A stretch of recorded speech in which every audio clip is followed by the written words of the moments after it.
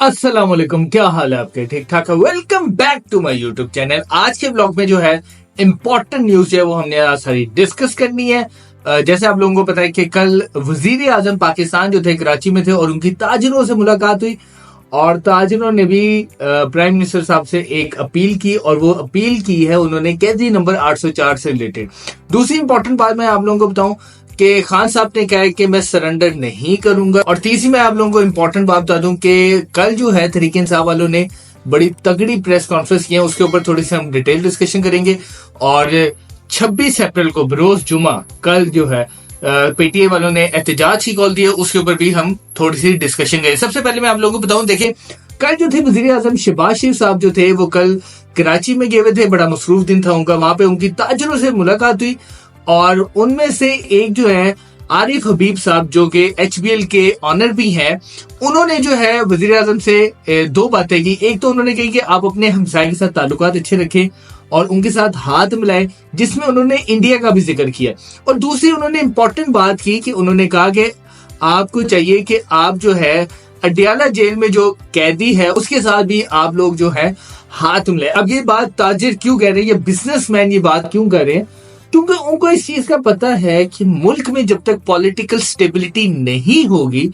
आपका मुल्क आगे चल ही नहीं सकता, आपकी मैशियत अच्छी नहीं हो सकती। और उसकी सबसे बड़ी वजह यह है क्योंकि आपके मुल्क में बड़ी इंस्टेबिलिटी है और उसकी सबसे बड़ी वजह है कि आपके मुल्क में पॉलिटिकल इंस्टेबिलिटी है। और दूसरी सबसे इंपॉर्टेंट बात देखें जब तक आप सारे लोग जितने स्टेक होल्डर्स हैं इस टाइम पाकिस्तान की सियासत में, वो जब तक मिलके नहीं बैठते तो आपका मुल्क जो है वो आगे नहीं चल सकता। तो उन्होंने ये बात की वज़ीर आज़म साहब को और उन्होंने ये बात उनको कहा आप लोग उनके साथ भी हाथ मिलाएं और जो आप लोगों के मामला खराब है उसको सही करें, जो कशीदगी है उसको कम करें। और आरिफ हबीब साहब कुछ छोटा नाम नहीं है, बहुत बड़े बिजनेसमैन है और उनके आसिफ जरदारी साहब से उसके बाद काफी बड़े बड़े पॉलिटिशियन से उनके बड़े अच्छे ताल्लुकात है और वो पाकिस्तान की सियासत को और उससे ज्यादा पाकिस्तान की मैशत को बड़ी अच्छी तरह जानते हैं। और उन्होंने वही बात की जिससे उनको लगता है कि अगर वो ये करेंगे तो पाकिस्तान की मैशत बेहतर होगी। और आप लोगों को पता है कि सिर्फ आरिफ हबीब साहब नहीं, बहुत से लोग जो है वो ये बात अब करते हैं कि ठीक है मामला काफी खराब हो गए हैं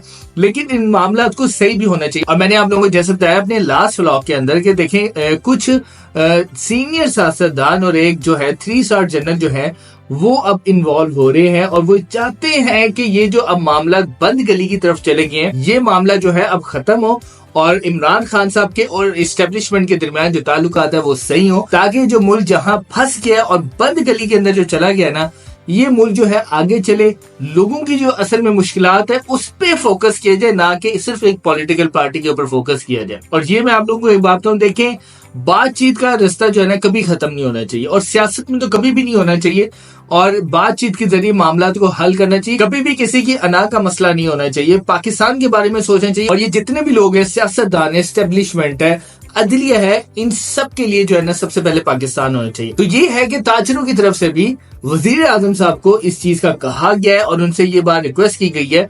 कि आप जो है खान साहब से बात करें और उनके साथ जो मामला है उसको सही करें। और वजीर आजम साहब ने भी इसके ऊपर जो है पॉजिटिव जवाब दिया और उन्होंने कहा कि मैं तो खुद चाहता हूं कि मेरी कोई इसमें जो है एक अना नहीं है और मैं अगर किसी से भी बात करना चाहूँ तो मैं उससे बात कर सकता हूँ। तो इसके ऊपर देखते हैं आगे जाके कि शहबाज शरीफ साहब जो है इसके ऊपर कितना कोई पॉजिटिव रिस्पांस देते हैं और आगे जाके देखते हैं कि आपके मुल्क में पॉलिटिकल स्टेबिलिटी हो पाती है कि नहीं होती, क्योंकि ये एट द एंड मुमकिन ही यही है कि जब तक ये सारे आपस में मिलकर बैठेंगे नहीं तो पाकिस्तान में कभी भी पॉलिटिकल स्टेबिलिटी नहीं आ सकती। दूसरी इंपॉर्टेंट बात आपको बताऊं कि पीटी वालों ने कल जो है बड़ी तगड़ी प्रेस कॉन्फ्रेंस की और उसके अंदर जो है ना 9 मई के जो लोग थे उनके घर वालों ने बड़ी शिरकत की और उन्होंने प्रेस कॉन्फ्रेंस की और उन्होंने ये शिकवे किए कि बच्चों को जो है पेश किया जाए अदालतों में, उनके जो केसेस है मेरिट के ऊपर से जाए। अब मसला ये है कि काफी ज्यादा लोग जो है वो अदालतों में पेश हो रहे हैं और काफी लोग जो है अदालतों से बरी भी हो गए हैं। अच्छा, ये मैं आपको एक और बात आप लोगों को बता दूं कि जो पीटी वाले हैं उन्होंने जुमे के रोज 26 अप्रैल को एक एहतजाज की कॉल दी है। और ये मैं आप लोगों को बताऊं कि अब ये जो एहतजाज है ये मैंने आपको अपने लास्ट व्लॉग में बताया था कि अब जो है खान साहब की अपनी पार्टी के को हदायत है कि आपने पंजाब में तहरीक का आगाज कर देना है और ये अब जो तहरीक चलेगी ये खत्म नहीं होने वाली। उसकी वजह सबसे बड़ी ये है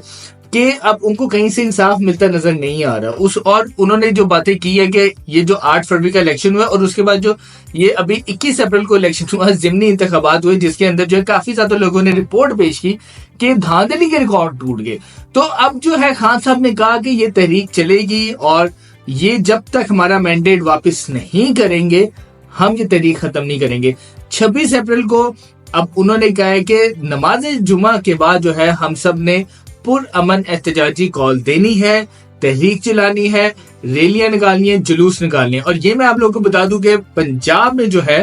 پی ٹی آئی والوں کو سختی کے ساتھ نمٹنے کی ہدایات بھی دی گئی ہیں. اور یہاں پر میں نے آپ لوگوں کو پہلے بھی بتایا تھا کہ یہاں پر ان کو جلسوں کے لیے تھوڑی سی چیزوں کو فیس کرنا پڑے گا, مشکلات کو فیس کرنا پڑے گا, اور یہاں ان کے لیے کام کرنا اتنا آسان نہیں ہوگا. ہاں یہ میں آپ لوگوں کو بتاؤں, جیسے 21 اپریل کی الیکشن سے پہلے جو مروت صاحب نے یہاں پہ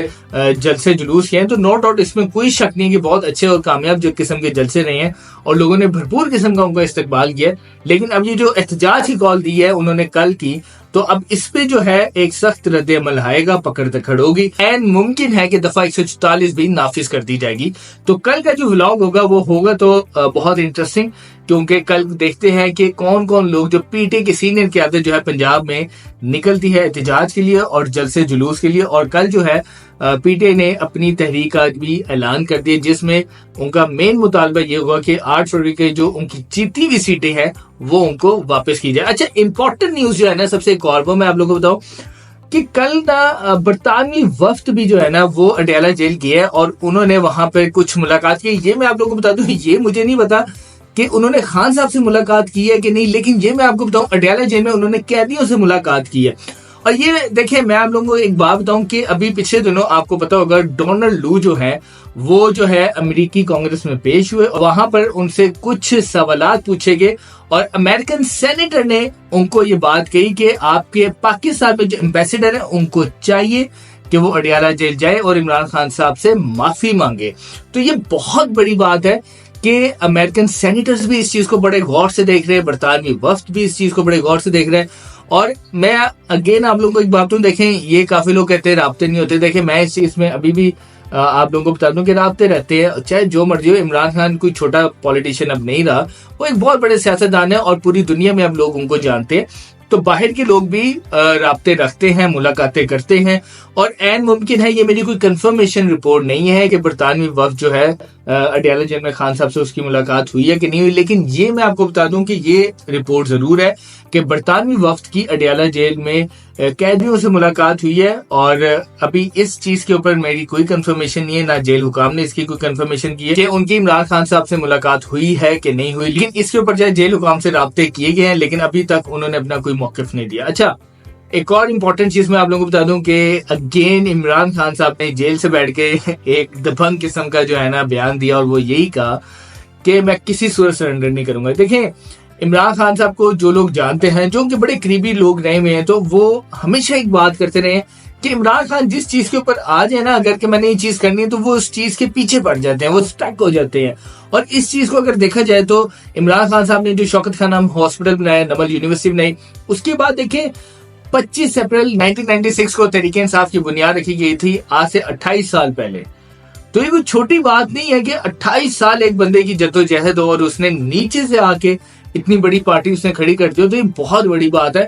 اور ایک بندے کی زندگی اسٹرگل میں گزری ہو تو وہ ظاہری بات ہے, جتنا بندہ وہ پالش ہو رہتا ہے تو وہ پیچھے ہٹنے کو تیار نہیں ہوتا. اور عمران خان صاحب کی نیچر بھی یہی ہے